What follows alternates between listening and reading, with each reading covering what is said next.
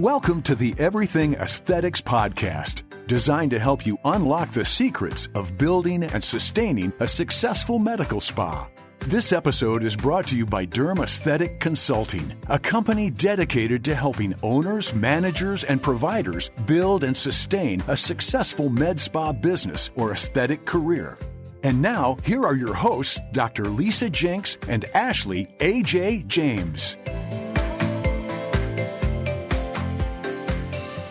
Welcome back to Everything Aesthetic. I'm your host, AJ, and I'm here with my partner. Hi, I'm Dr. Lisa. It's great to be back. Thanks for joining us. We are so happy that you've joined us again today. This is going to be a very exciting episode because we are talking about the fortune in the follow-up, a continuation of how to grow your revenue in your med spa. And this is one of AJ's favorite topics, something she is really good at, and something that she loves teaching other people about. Yes. So we've talked about in our previous episodes, how to grow your revenue. And a lot of customers often forget about following up. And it's just so interesting to me because when we go on site, Lisa, when we do our SWOT analysis and we're really looking at the strengths and weaknesses. Tell them what that SWOT analysis is. That's the strengths, weaknesses, opportunities, and threats of your business. And a lot of the opportunities that we're finding is in our follow-ups, whether it's the leads or customers that have called that we haven't connected with. But, the top 10% of your revenue comes from the bottom 20% of your follow-ups. So that should tell you right then and there just how valuable following up with your patients really can be for your practice. So, fortunes in the follow-up, we talked about 6 touch points in one of our earlier episodes is really what is essential for transitioning a customer. But a follow-up can also be beneficial in other ways, just on connecting with your customer, or maybe even turning a negative situation into a positive situation, or really just learning about your business by getting feedback. Absolutely.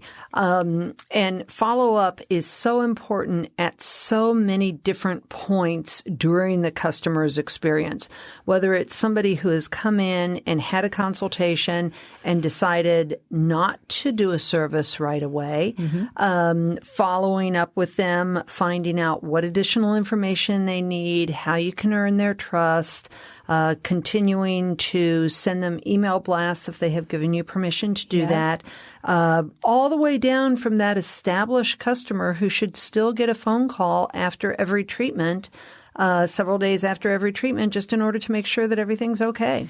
And one of the things that I love about the follow-up that I always teach our customers is to ask questions. So how can I earn your business? Or why did you decide to go with another provider? Or how are you doing? Or what can we do better? Not only is it going to engage your customer, but this is really an opportunity for you to learn about your business, learn what makes your customer tick, learn where you can improve, what is successful in your business. Your customer could have absolutely loved the microneedling treatment, but absolutely hated the skin rejuvenation treatment. And this is all valuable information and can kind of help create a roadmap for growth. It also is an important way to find out if any complications have occurred. Absolutely. Because if you truly are in the med spa business and doing medical aesthetics, you are occasionally going to have some complications. Somebody is going to react more aggressively than you thought that they would. Somebody is going to get a blister with laser, even at appropriate settings. And if you don't make that follow-up phone call, you may never find out about that, which, number one, means you may not be able to help them manage the complication. And number two, you will miss an opportunity to turn an unhappy client into a happy client. Right. Well, and going back onto those complications, fortune in the follow-up or following up is a very time-consuming thing to do, but it's so important. Yes. And everybody sometimes forgets to follow up, but you have to really make sure that you're doing it. I'll actually tell you a story. I had a staff member years ago where we failed to do the follow-up after an injectable, and the patient actually was at 1% that had an allergic reaction, and she never called. So she came back 3 months later after she had gotten an email from us, an email blast, and said, by the way, I've never had such horrible lips in my entire life, and they blew up, and I was embarrassed, and we didn't know anything about this. So this is a perfect example of why we follow up. Well, obviously, we had her come in right away, and when we assessed the situation, we realized that she had an allergic reaction. So had she communicated with us, or had we done our job and communicated with her in the follow-up, we could have had our doctor prescribe her a medication that would have helped with the inflammation. We could have educated her that this is a normal response. You're just having a little bit of a reaction. And we could have helped her get through that process and probably alleviated some worry that she had. And so everybody, has mistakes. And that's one that, was a horrible one for us because we didn't follow up. It could have been a much different situation. So yes. We eventually turned that customer around, and she ended up being with us for many years after that. But that's just one example of why follow-up is so, so important, because your patient isn't going to call you. You Yes. need to be calling them. Absolutely. And as a little bit of an aside to that, last episode we talked about training your receptionists. One area that you have to train your receptionists in is to know potential complications that need to be seen immediately, because that customer that will call and Yes. sounds like she's having an infection or a severe allergic reaction, you want your front desk trained so that they know to get that person in right away. Absolutely. Absolutely. But again, it's an opportunity to build that relationship with your customer. So even if you don't think that they're having any complications, just calling them and saying, "Hi, Susie." I know. I love Susie. "Hi, Susie. You were in 2 days ago. How was your experience with us? Are there any questions that I can answer for you? How are you healing?" All of that just goes such a long way with your customers in building that relationship. It really does. And, if you're listening to this and you're wondering how you can build better relationships with your clients, one of the things that AJ and I advise providers to do is to write some sort of personal note about the client on the treatment sheet. So something as silly as taking daughter to college next weekend and is sad about this. Yes. And then when you call for that follow-up, if you say, and by the way, did you get your daughter safely to college? That means the world to the woman on the other end of the phone. It does. Or if they rescheduled because their kid was sick and then you're reaching back out to get them rescheduled. How is little Jake doing? Is he feeling better? Yes. I'm just calling to get you back onto the books to make sure that, your Botox doesn't wear off. But yes, that's part of relationship building. And again, I ended the last episode with the fact that people purchase with people. Yes. And that really is so true. Think about it.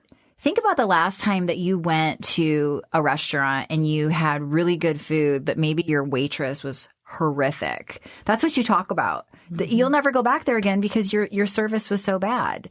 So the same thing plays into the med spa. Your customer service has to be your top game, and your follow-up, that all plays into all of that. They're going to come back to you because they like you, because they know that you care, rather than just thank you for your treatment and they never hear again. Yes. So follow up with your patients, people. So there's a little funny-looking virus going around the world.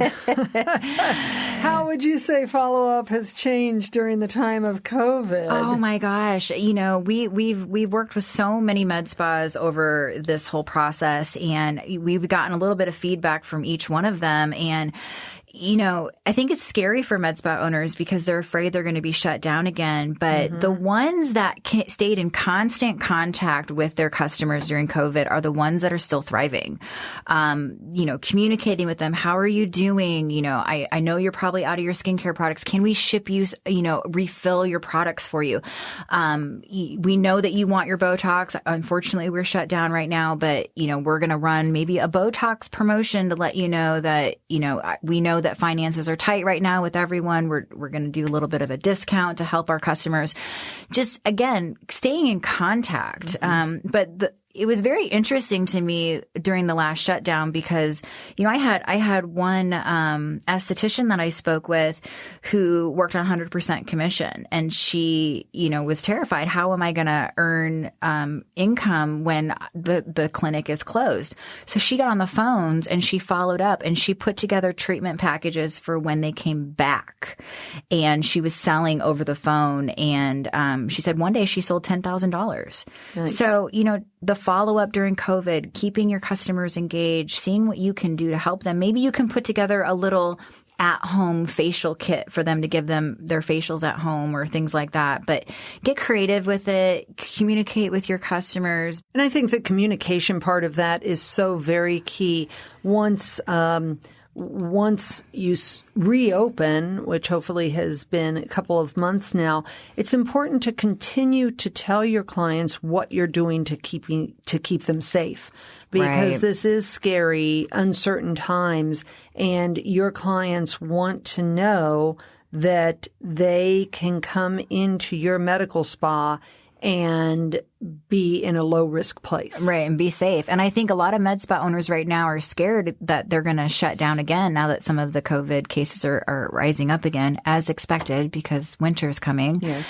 But yeah, letting your customers know what precautions you're taking and that you're, still happy to work with them, but you want them to be safe is all great stuff. Yes, yes. One of the things that, back to Fortune and the follow-up a little bit, whenever we do a service that is a little bit more than just a facial or a chemical peel, we always schedule follow-ups in the office as well. It amazes me, for example, how many times I'll do Botox on somebody who's never had Botox before. And I always ask them to come in 2 weeks later, and maybe they have a little overarched what we call Spock brow, and they're sitting there going, I really don't like this, but I'm assuming there's nothing you can do about it, right? And with that follow-up, I'm able to say, of course I can fix that. Here, let's fix it right now, which furthers their trust in me and makes it so that they realize, once that little touch-up kicks in, that they actually love their Botox. And of course they want to continue doing it. Or, you have that patient who is nervous when they did their Botox the first time, and then they came back 2 weeks later for their follow-up and they want more. Yes, or, by the way, can I do my lips? And, now they're a Botox junkie. Absolutely. And they want you to do more. My eyes look great. Let's do my forehead. And by the way, let's do a lip flip. There's so much opportunity in the follow-up. Yes, it's that touching the patient again by having them make that follow-up appointment.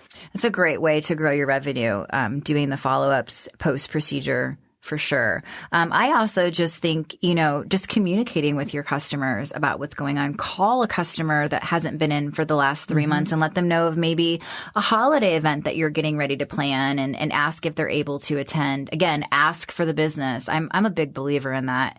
But, following up with them, communicating with your customer about your events and maybe your winter promotion that you have coming on. Maybe you brought in a new product that you'd like to share with them.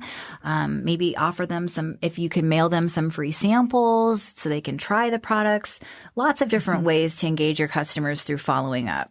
And I like that you said pick up the phone and call the customers that haven't been in for a while, because whenever possible, and I know we all get busy, but whenever possible, that personal phone call means so much more than emailing them. Oh, yes. Or even a text message. And even if you have to leave a voicemail, when that customer hears your voice and they hear you using their name and saying, we have missed you, I would love to see you at our post-COVID holiday party, hopefully 1 year soon, means so much more than reading an email. And I'm just going to expand on that a little bit to thank you cards. Don't send an email.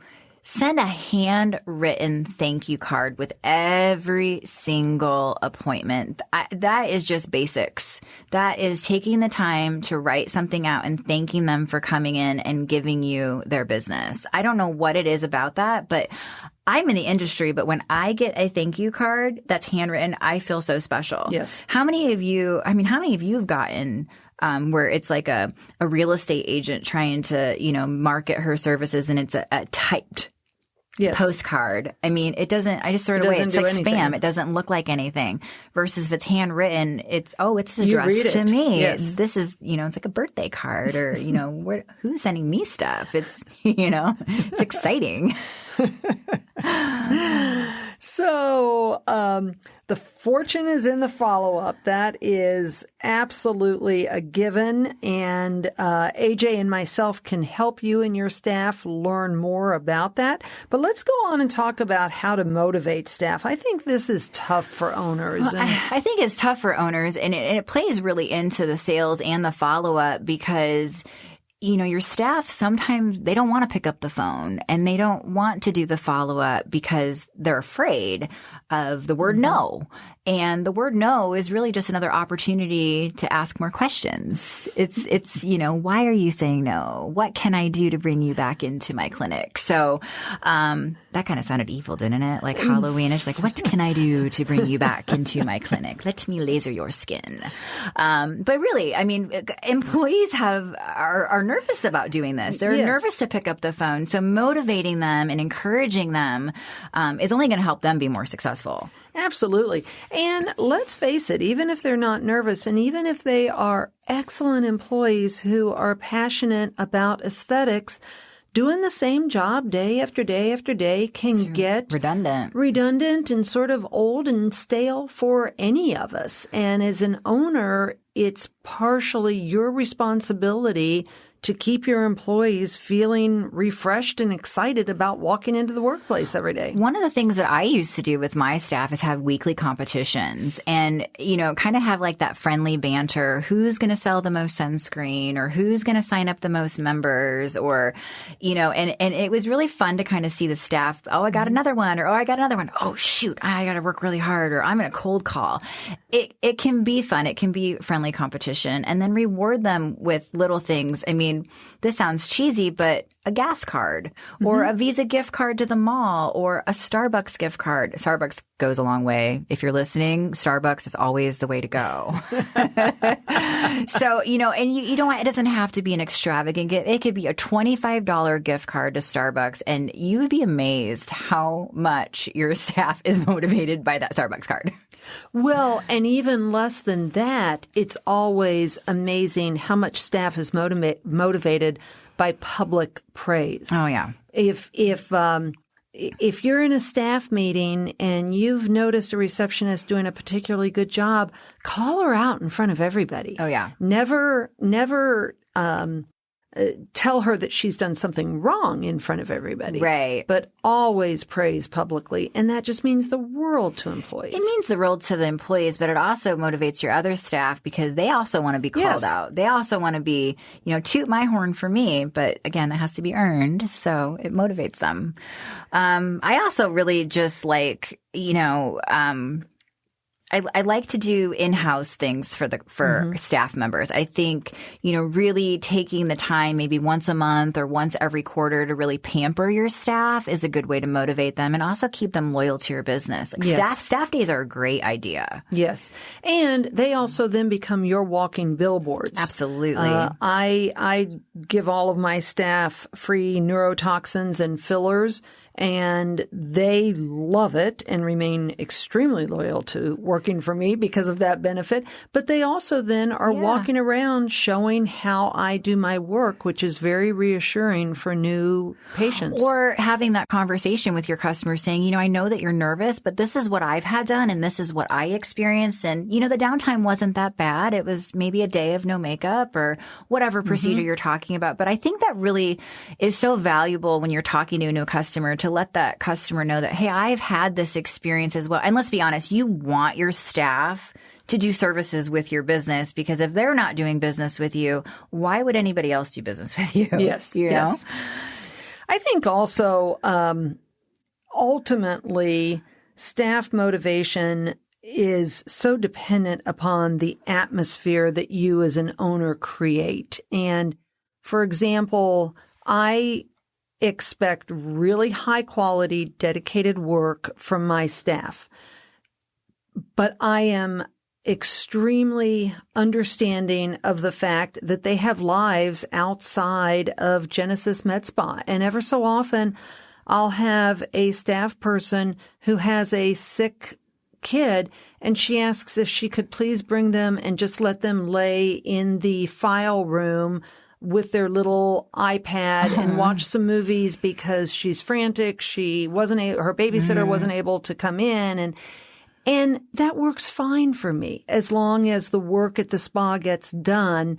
That creates such loyalty among those staff people and keeps them knowing that I, as the owner, have their back and have an understanding that they're dealing with more in life than just working for me. Well, I mean, having an owner have a human heart is very important, but it also, if you overextend your employee-employer relationship, it can get you into trouble too. Yeah, absolutely. So, you absolutely need to, let your staff know that you care about them, but they also have a responsibility, but also being careful as an owner to not cross those boundaries. Because once you cross that boundary where they start looking at you as a friend, then you somehow start losing authority, and then that's never a good situation. That's not good at all. Nope. I don't go to the staff parties. No. And when you do, you just bounce real quick. So, hi, thank you, let's have fun. Here's your margarita. Here's your staff gift. And I'm going to go to bed. It's 8:00. Yes. You guys can,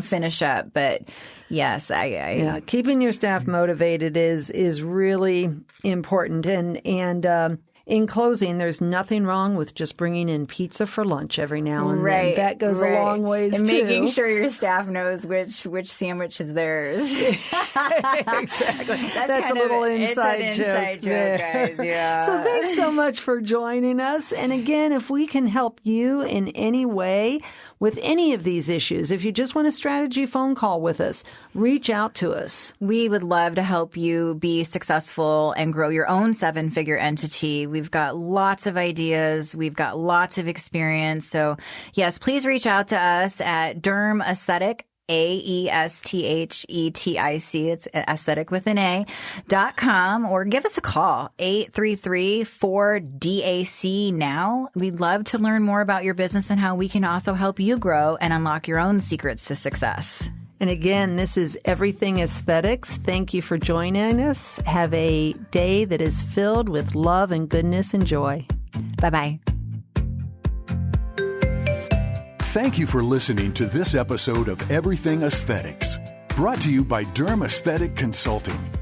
The ideas stated in this podcast are not meant to guarantee success for any individual business, and no warranties regarding the advice in this podcast are implied. We hope you will join us again soon.